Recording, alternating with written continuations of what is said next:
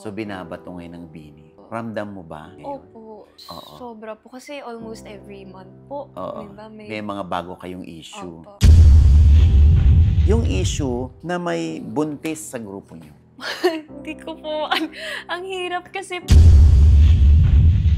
Joanna buntis. Ayan, nag-lotion na damit kasi malaki na yung tiyan niya. Tapos ano pipiliin ko? Kasi nahiya din ako sa mga kagrupo ko, iiwan ko po sila. Sabi, naintindihan naman nila. So sabi ko, pasensya na po. Yung pagsampa nyo ng cyber libel sa isang partikular na tao. Ang laki raw ng pagbabago ng mga itsura ng bini. So, nagparitoke daw ang iba sa inyo. So, yung iba kasi naaartehan sa inyo. Yung maarte po, totoo naman po. Tapos, yung iba sa inyo, nandidiri pa sa pagkain. Grabe yung mga likes, tas yung mga comments talagang ang dami. Grabe yung galit na pala ng tao sa amin.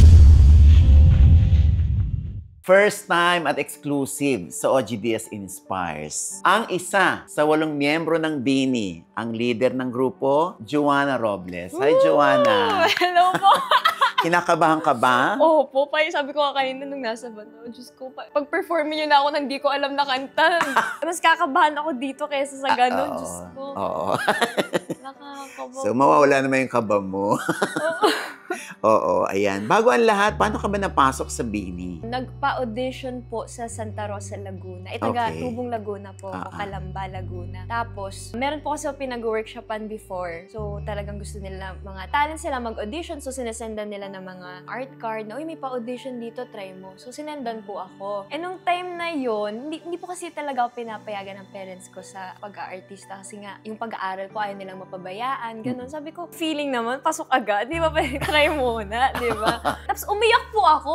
Nung hindi ako pinayagan, umiyak ako mag-isa. Sabi ko, ano bang meron sa audition na to na parang... Bakit ayaw nila? Opo, tapos parang gustong-gusto ko nung time na yun. Kasi di ko naman talaga gawain po mag-audition po. Okay. So sabi ni mami, sige, try natin. Weekends naman yung audition, try natin. Tapos hindi alam ng daddy ko po. Kasi si daddy seaman po. So wala siya dito nung nag-audition ako. Hindi namin sinabi kasi hindi niya talaga ako papayagan. Tapos po, pumunta kami sa Santa Rosa sa mall, umaga-umaga. Akala ko maaga na ako, 6 AM, nandun na kami. Tapos pagdating namin, ang haba ng pila po. Nung time na po yung may period po ko, so ang sama po talaga ng pakiramdam ko. Pumila kami, tapos nag-audition po ako sa kanta-kanta lang, The Voice, tawag ng tanghalan. Sabi ko, Diyos ko po, bakit ba ako nandito?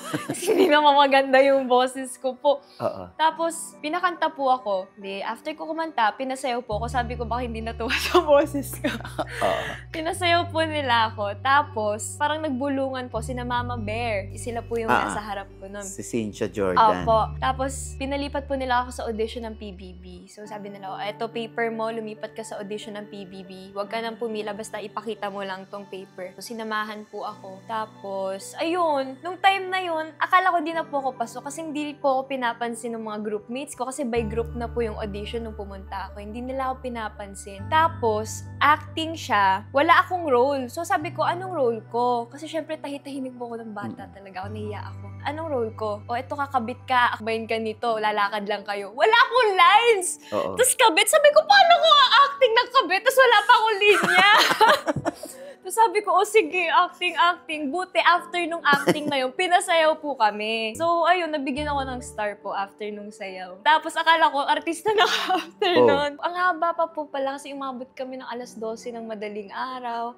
Tapos doon nag-start yung callbacks po. So, callback. Unang callback po sa akin, Star Magic po. So, pinag-go-see po kami sa Star Magic kasi binigyan ng calling card. Tapos punta kang ABS, ganito. Tapos after nung go-see na yun, wala akong natanggap na tawag po. Ganon. Tapos, may tumawag ulit.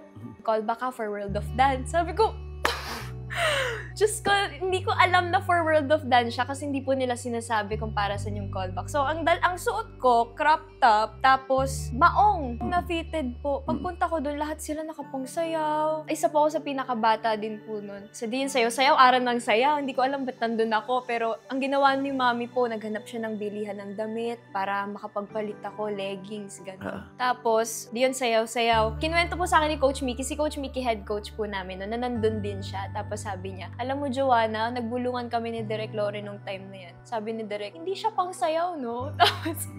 Tapos ayun, wala ulit ako natanggap na tawag. Hanggang sa tumawag yung PBB. Nung time na po, lumalaban po kasi ako sa broadcasting. Sa school, inter-school, tapos regional. Nung time na yun, regional na po ako. Tapos, lalaban na kami in siguro 1 week na lang po or 5 days. High school ito. High school po. Mm-mm. So, pag umalis ako doon, may iwan ko yung group ko na wala silang pamalit sa akin. Kasi, syempre, ilang days na lang po, mahirap na humanap ng kapalit po. Oh. Tumawag yung PBB na pinagdadala na ako ng mga gamit po kasi pwedeng after nung callback na yun, di na ako umuwi. Pwedeng magtuloy-tuloy na daw po ako doon. So, grabe, iyak ko. Kasi, syempre, sobrang gustong-gusto ko pa talaga journalism po. Tapos, ano pipiliin ko? Kasi nahiya din ako sa mga kagrupo ko, iiwan ko po sila. Naintindihan naman nila. So, sabi ko, pasensya na po, pinili ko yung ABB na callback. So, yun, nung na-callback ako, parang last step na lang, hindi natuloy. So, hindi ako nakapasok ng PBB. So, as in, abang pa rin ako ng abang kahit nakauwi na po ako. Hanggang sa napanood ko na yung first season ng PBB 8. So, yun. Nakaranas na ako yung naka-blindfold ka na. Naranasan mo na yun? Opo, yun yung So hindi ka rin naihatid dun sa bahay ni na-final Kuya? cast na po ako. Opo.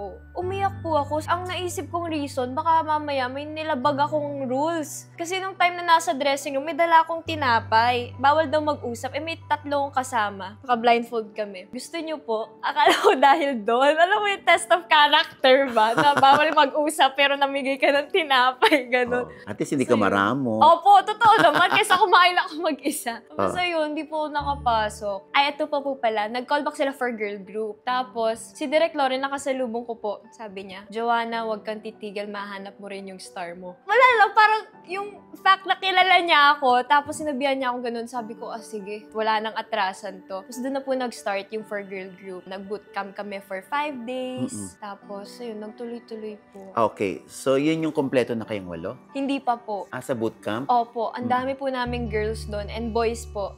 Tapos, 5 days po yun. Every day, nagtatanggalan. Bago matapos yung day, may mga folders na silang hawak. Tapos, pag tinawag yung pangalan mo, magsistay ka or pwedeng ikaw yung aalis. Ayun, naka-survive naman po sa 5 days. Na-trim kami. Parang nasa 200 yata po. Tapos na-trim to 50. Tapos na-trim to 15 kami. Tapos sabi nila, i-house nila kami. Kailangan walang kasamang parents. So, titira nila kami. Pero sagot nila lahat. So, nung time, sobrang excited ako. Pero nung nasa gitna na, homesick na ako. Ay, talaga. Opo. So, para rin kayo nasa PBB. Opo. Actually, sa PBB house po kami Sa PBB house din kayo Opo. itinira. Pero wala nang camera. Wala na po. Pero open yung CCTV po. O, di ba? And the rest is history. Opo. Ang dami. Ang Ang dami niyo palang nangyari. pinagdaanan, ano? Opo. So, yung success ng Bini ay hindi niyo ba akalain na sisikat kayo ng todo? Hindi po ganito yung na-imagine ko, tsaka hindi po ganito kabilis. Kasi nag-release kami ng song, yung Pantropiko, doon po kasi nag-start lahat. Nirelease namin siya November 2023. Nung time na yon, meron kami listening session, yung mga gustong ilabas na songs for album. Nung time na yon, nagde-debate pa po kami kasi, syempre, sino ba maglalabas ng summer song sa November, di ba? Magpapasko, ganun. Pero may feeling po kasi talaga kami sa song na yun na hindi kailangan ilabas natin to. Maganda talaga. Parang pag may mga songs kasi kami pinapakinggan, may mga pinapa-revise po kami, pero sa Pantropiko parang wala. Lahat okay po. Ganon. So, ayun, nung nirelease po namin siya, siguro yung process ba, kasi pumatok siya February po the next year. So, ilang months din yun, 3 months. So, doon na po nagsimula lahat. Parang biglang daming taong nakapila sa labas ng ABS po nung magpapalighting kami. Yung Bini po sa building ng ABS, yung nagpailaw po. Ang expected namin, nasa 50 lang. Tapos nung nalaman namin, no po, hindi na po kaya ng security sa labas. Nung inikot po namin, grabe yung mga tao po talaga. Talaga? Doon nag-start yung parang, hala, anong nangyayari?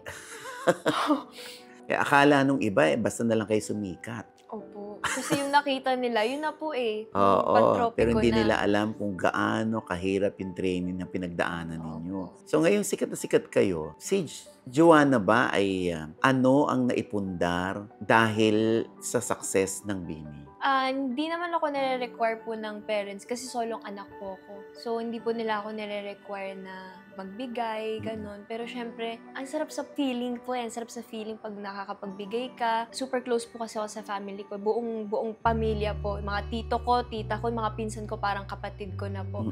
So pag halimbawa may mga big events, gusto ko po sama-sama kaming kumain lahat. Kahit magkano pa yan o kahit ilan tayo, wala akong pakialam. Basta sama-sama tayo palagi kumain. Tapos si mami very supportive naman po pag gusto ko mag-invest. Nakabili na po akong lupa, nagsasakyan po, kondo. At least, di ba? At matutupad pa ba ang pangarap ni Joanna na maging broadcaster? Dahil medyo naudlot yan. O, so paano? Sana po, kasi syempre gusto ko din to dumaan sa tamang proseso, di ba? Kasi ngayon po naka-experience na po ako ng TV Patrol, nakapag-Star Patroller na po ako, pero gusto ko talagang mag-aral pa. Kasi syempre mga journalist natin talagang pinag-aralan po nila. So gusto ko rin pong maranasan yun. Pero kasi di pa po talaga kaya ng oras po. Oo.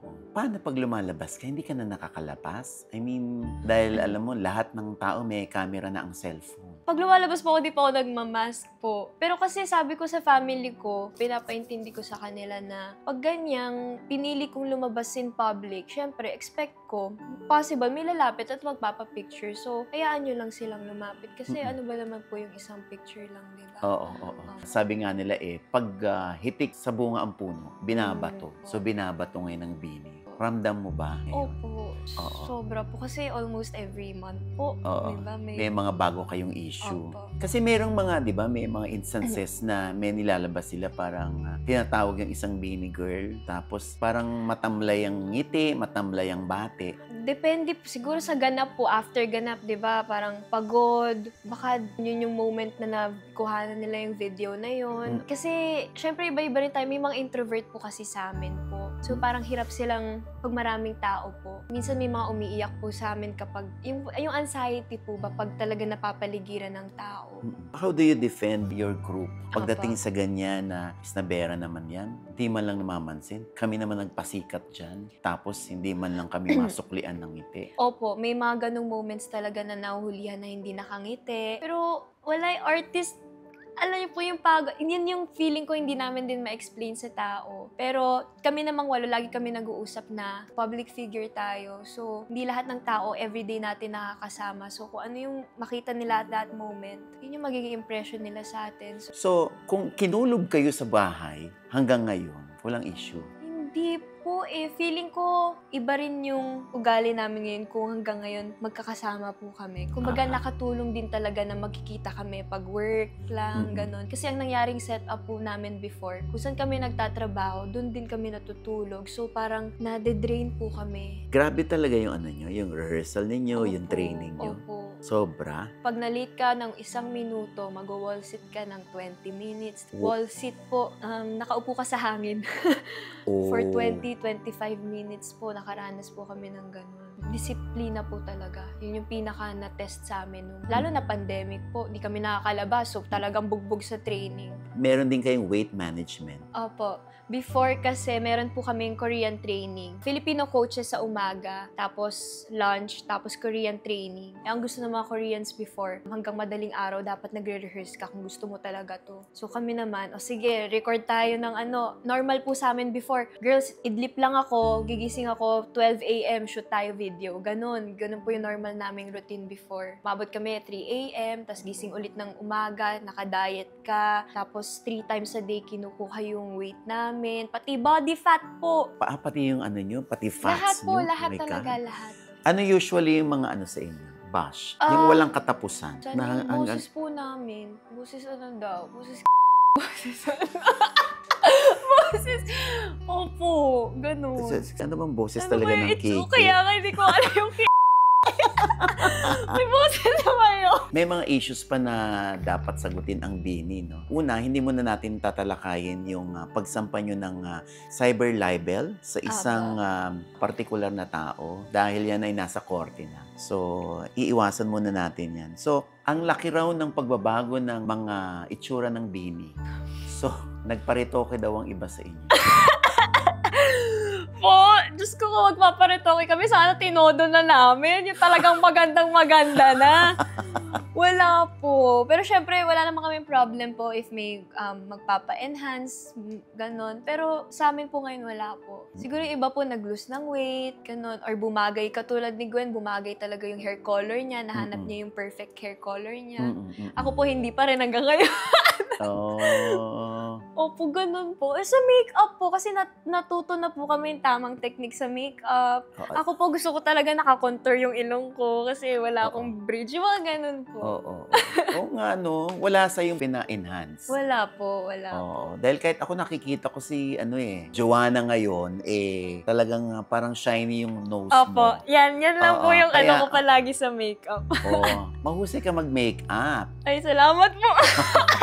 So, ibig sabihin ko, walang pinagawa kay Joanna. Kaya nasabi ko mahusay siya mag-makeup. Salamat po. Oo. Yung issue na may buntis sa grupo niyo. Hindi ko po, ang hirap kasi pag nakikita po namin sa mga comments kasi sa TikTok namin, parang yung mga search, yung mga blue, ano tawag doon? Di ba may mga search bar po sa TikTok na naka-color blue? Joanna Buntis, gano'n. Parang natatawa na lang ako. Kasi bago po yung issue na yan, meron po akong TikTok video na kumakain ng mangga. So yung comments na yun, ayan, naglilihi na siya. Sabi ko, Diyos ko, lahat na lang. Tapos lumabas po ako kahapon, kasama yung mga pinsan ko. Naka-loose na damit. Ayan, nag-loose siya na damit kasi malaki na yung tiyan niya. Tapos hindi pa pwedeng busog lang? Ano?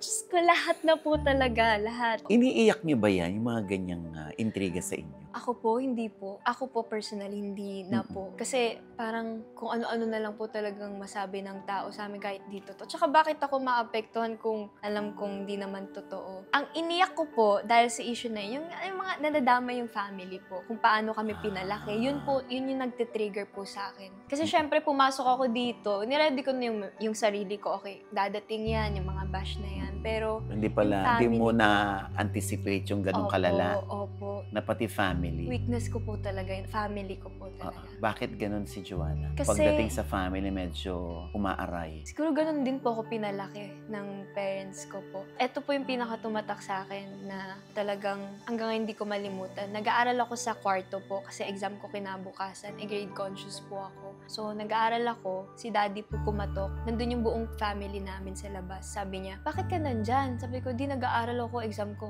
kinabukasan. Tapos sabi niya, wala akong pakialam sa grades mo. Ang mahalaga, makasama mo pamilya mo. So, nung time na yun, sige, lumabas ako, hindi ako nag-aral. Pero dun ko na-realize na tama nga naman na parang yung, hindi mo alam kailan, katulad ng lolo ko po, nawala siya nung pandemic na nasa training ako. So, hindi ko man lang na-enjoy. Opo, ako yung kasama niyang apo sa bahay. Ako lang po yung nag-iisang kasama niyang apo sa bahay. Ako yung wala nung libing niya, nung burol niya, hindi ko man lang siya naalagaan. Kasi wala, kailangan ko pong mamili. Tutuloy ko yung bini ko or uuwi ako kasi COVID era po nun. So, hindi po ako nakauwi. So, yung lolo mo, hindi mo na ihatid? Opo, wala talaga. Pandemic po nun. Siya po yung naghatid sa akin sa school. Hatid sundo po ako nun. Nakamotor kami palagi. Tapos diretso po kami. Kakain kami ng kwek-kwek fishball dun sa kanto namin. Everyday po yun. Tapos biglaan po talaga lahat. So nung nandun ka sa PBB house, iniyak mo na lang? Opo. Dumating din sa point na sinaktan ko rin po yung sarili ko nung time na yun. Na mali. Dahil feeling mo may kasalanan ka dun sa lolo mo o hindi, ibang sitwasyon? Nawala po akong magawa kasi siya po yung halos nag-alaga sa akin. Tapos ako yung wala dun sa tabi niya nung nangyari. Hindi naman nagalit yung mga iba mong mahal sa buhay hindi na wala naman ka po. dun? Ganun po sila ka-understanding po. So, anong narinig mong mga salita sa kanila para lumakas lang ang loob mo na manatili sa bini? Si lolo po kasi nagda-drive din sa akin before pag callback po. So, sabi nila, kesa masayang po, 'di ba? Kung magkukwit ako sa bini, wala rin namang mangyayari, hindi naman mababalik na yung buhay ni lolo po. Tsaka for sure, tuwang-tuwa naman po si lolo na ginagawa ko to kasi pangarap po namin tong dalawa. Kaya mas gusto po ng family ko na ituloy ko yung journey ko as bini. So, nung lumabas ka, dinalaw mo ang lolo mo? Opo, palagi po. Pag birthday, lagi po kami nasa sementeryo po. New Year, dun po kami. Wala ka naman dapat na Feeling ba nagigilty ka? Siguro guilty kasi hindi ko po siya naalagaan po. na nung time na kailangan niya po ako. Video call lang po kami palagi. Siguro kung nabubuhay siya ngayon, ay naku, punong-puno po palagi yung bahay namin sa Calamba ng mga tropa niya. Kasi for sure, pinagmamalaki niya po yun.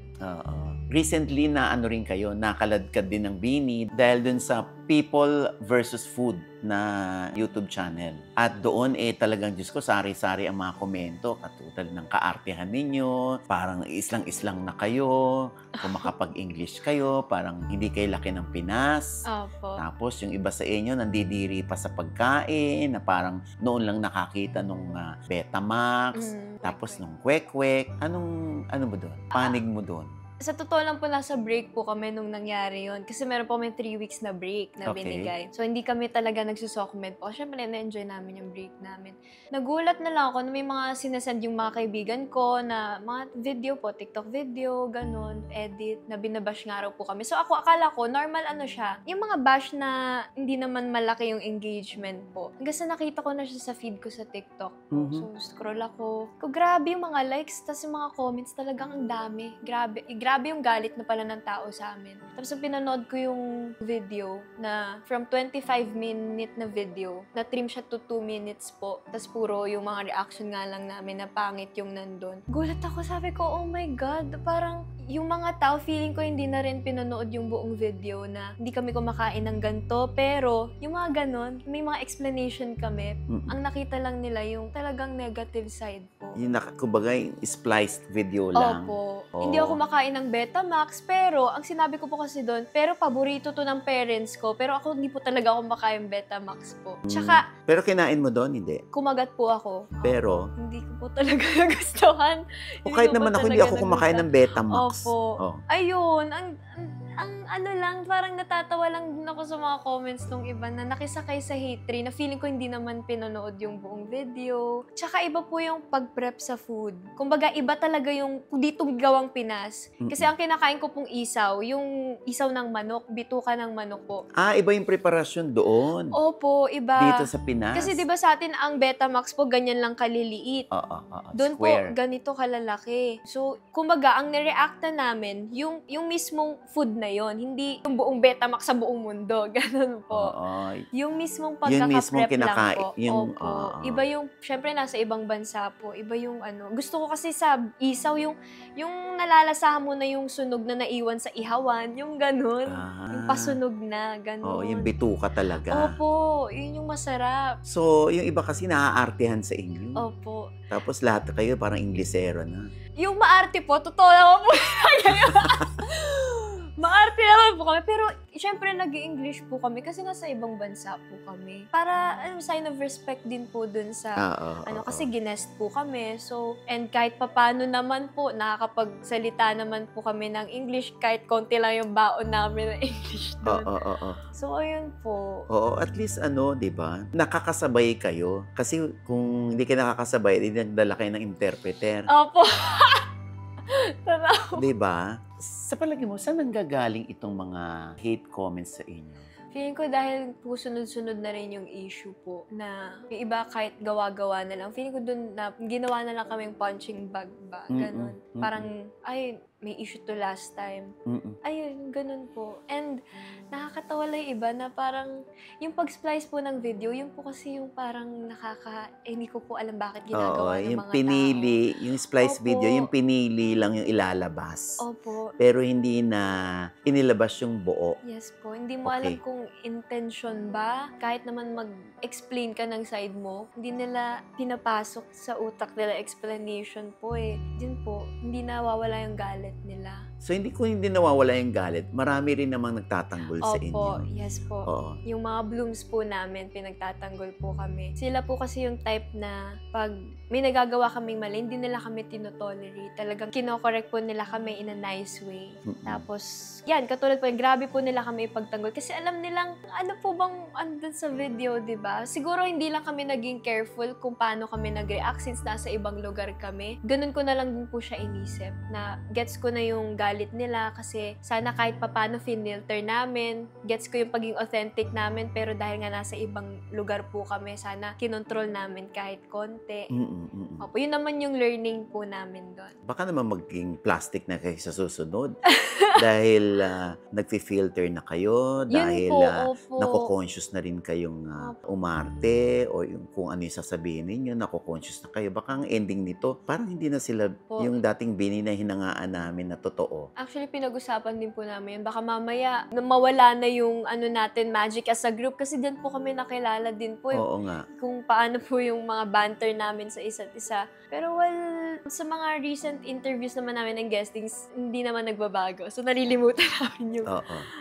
Paano nyo kinakalma ang sarili ninyo o paano nyo iniintindi na lang yung mga naglalabasang mga hate comments sa inyo? Malaking help po talaga na hindi kami nagbabasa po. Ako po, nag-delete po talaga ako ng ex po kasi dun talaga parang lahat ng tao. Niliteral po ang freedom of speech po. Oo. So, wala nang control yung ibang words. So, nag-delete po talaga ako. So, mas okay na wala akong alam. At least hindi nawawala yung authenticity ko. Ginagawa ko pa rin kung sino ako. Walang judgment ako nababasa. So, paano ngayon yung mga defenders nyo? Hindi nyo rin nababasa? Yung mga positive comments naman po, nakakarating naman po sa amin. Katulad ng family ko po, pag may mga tweets about sa akin na ina-hype nila ako, sinesend naman nila sa akin para lang mabuhayan ako. Kasi yun yung concern na gusto kong ipasok sa sistema ko, yung ganong klase ng concern. And kami naman, open naman po kami sa criticisms po. Yung mga concern nila na gusto nila kami mapabuti, yun yung sinusunod ko po. Kasi yun yung for sure makakatulong po sa akin. So, syempre, as public figure po, normal na po yung bashing. So, may masasabi po yung mga tao. So, might as well po, ang i-take na lang namin, yung mga good words po na makakatulong sa amin para mag-improve pa. Sa kabilang banda ba, nakita nyo na kasi sikat kayo, kilala kayo, kaya kayo binabash? Pag ganyan po may nambabash po sa amin, siguro iniisip ko na lang po, mas okay na may pumapansin sa'yo kaysa wala nang may pakialam sa'yo. Siguro ganun na lang po. Mahirap ba maging Bini member sa panahon ngayon? Sa panahon ngayon, masaya na mahirap. Masaya kasi, syempre, sa age po namin, di ba, nagagawa namin passion namin. Ako, I love performing po talaga. Tapos nakakapag-provide ako sa family ko po, di ba? Madami pong nagmamahal sa amin. Pero mahirap kasi ang taas din po ng standard po sa amin. Yun, parang kinukulong kami sa isang box ng mga tao po na dapat ganito ka. Ang taas ng standard po sa amin na pag nagkamali kami, parang hindi na nila ulit kami bibigyan ng chance. Siyempre, importante yung character development, pero hindi rin dapat mawala yung tunay na ako. So, hindi ko rin naman babaguhin yung buong ako para lang sa standard po ng ibang tao. Siguro ang babaguhin ko yung mga pangit po na ugali ko or kung may nagkamali man ako, itatama ako next time. Pero kung sino po talaga ako as Joanna, hindi ko po yun babaguhin para lang makifit in po sa standards po. Kung hindi ka naging miyembro ng Bini, ano si Joanna ngayon? Palamunin. Sorry, joke lang. Joke lang po. Joke lang po. Ano po? Ano po? Nag-aaral po. Ay, hindi tapos na ako. Tapos Graduate ka na na po pala by ako. this time. Oh. Siguro, pinurso ko po yung gusto ko talagang course, mass comm po. Tsaka gusto ko po talagang mag-artista. Siguro nag-workshop ako sa OGDS Active Workshop. Opo. Gusto ko talaga, lahat po nang nasa harap ng camera, gusto ko po nagsasaulo ng script, may binaba, opo, ganun. Hindi ko kinaya yung pala mo. That's very authentic. Nabash ka pa doon sa comment mo sa Sunshine nung nanood ka nung movie ni Maris Racal. Sobra Opo. kang tuwang-tuwa doon sa pelikula dahil grabe mong nagustuhan. Po. Pero mali yata interpretasyon mo doon sa movie, sabi nila. Yun na nga po, yung nanood na nga lang, nabash pa ako. Pero kasi yung ako naman po, yung pinost ko po, syempre yung review ko, personal take ko, kumbaga came from a very personal space na kung ano yung pinaka-nakarelate ako. Kasi syempre, very sensitive yung topic po dun sa movie. So, kung ano po yung pinaka-nakarelate ako, yun po yung sinabi ko. So, Yung mental health. mental health po. Kasi Oo. may scene naman po talaga doon na parang, di ba nakakakita siya ng bata? Yung na alter ego niya. Opo. So parang, for me, yun po yung sa work namin ngayon, yun doon ako pinaka na touch po ako. Kasi mental health is very important po talaga. Bakit medyo doon ka tinamaan sa mental health part? Kasi before po nung bashing ko pa yan, di ba, ang dami na rin pong nangyaring bashing sa Bini po. So parang, pag nasira ang mental health mo, parang lahat damay na eh. Pero hindi ko po pinagsisisihan na nag-story ako ng ganun. Kahit hindi naman required na mag-story ako. Kasi, actually, nung moment na yun, parang ang nasa isip ko na lang, wow, nagkaroon ng discussion sa Twitter na parang nagkaroon sila ng discussion ng kanya-kanyang opinion. Tapos, ganun yung topic. So, parang for me, mas okay lang mag-away-away sa Twitter na ganun yung topics kesa naman sa mga gawa-gawa lang na issue po, di ba? So, women's right, reproductive health, yun yung topic. So, sabi ko, so, parang, everyone is learning po. So, kahit ako po natuto ko, di ba? Parang okay sa'yo yung pagpapasunshine. Kasi ang tutok mo ay yung mental health eh. Apo. So okay sa'yo yung pagpapasunshine? Siguro hindi okay yung mga negative naman sa mga tao kasi ko ang harsh nyo naman kasi. Bakit hinihingi mo ng sorry yun? Siguro po dapat mas maganda sana yung pag-construct ko. Parang I could have worded it better kung paano ko siya sinabi kasi nabigyan po ng maling interpretation po. So feeling ko dapat mas naayos lang po. And natuto ako na syempre yung supporters ko mga bata po, supporters namin po. So dapat hindi ako maging one-sided lang na kasi syempre iba-iba tayo ng... Pero syempre nasaktan ako kasi damay na naman yung pamilya ko. Kasi parang bakit daw po ako nakulong sa Catholic and na parents. Kumbaga, dapat lumabas daw ako sa ganon. Sabi ko, kawawa naman yung nanay at tatay ko. Ano nga sinasabi nila pagka ganon? Kinukumusta mo sila kung okay lang ba kayo? Ito yung lumabas na baka naman masyado kayo naapektuhan na. Basta sinasabi ko mo, walang papatol, kasi may tendency po silang ganun eh. Magko-comment sila, magre-reply. Sabi ko, wag na. Pinasok ko to. Wala kayong control sa sabihin ng tao. Ang control nyo, kayo mismo. So, wag nyo na lang kasi pangit din tignan po pag patol ng patol po eh. Anong gusto mong sabihin ngayon sa kanila tungkol sa Bini? Kami po ay normal na mga tao and sana try nyo po kaming kilalanin pa. Hindi lang sa stage po, kundi alam kung sino po kami sa personal, sa likod ng camera. Kasi baka, magbabatuhan tayo ng jokes. Masaya po kaming kasama po. Opo. Kasi, syempre, hindi naman po kami kilala ng lahat ng tao. So, possible na kilala nila kami dun sa issue na yon, sa issue na ganito. So, sana, bago po nila kami i-judge, mas kilalanin pa po. Kasi, madami pa po, mas malalim pa po kami kesa sa mga issue na po na yan. Pero syempre, super nagpapasalamat po kami sa mga nagmamahal po sa amin. Hanggang ngayon, sa kabila po ng lahat, di po kami iniwan. Anong na-realize mo bilang Bini member? Na-realize ko na my words carry weight po. Na kahit anong sabihin ko, mabibigyan ng interpretation po. And na-realize ko na